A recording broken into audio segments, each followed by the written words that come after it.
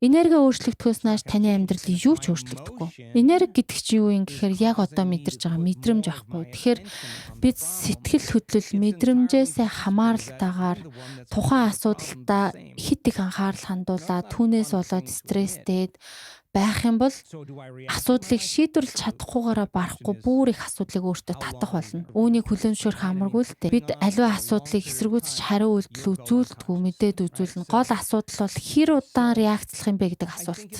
Тиймээс бид бодож мэдэрч байгаагаагаа адил ухамсарын төвшөнд очиж резонанст орж тэр асуудалтай автахгүй тул сэтгэл хөдлөлөө удирдах сурах нь туйлын чухал байдаг. Сэтгэл хөдлөлтөө автан ямар нэгэн шийдвэр гаргах давтамжаа багасгаж реакцлах хугацаагаа богиносгосноор бид тэр сэтгэл хөдлөлөө даван гарч асуудлаа шийддэг.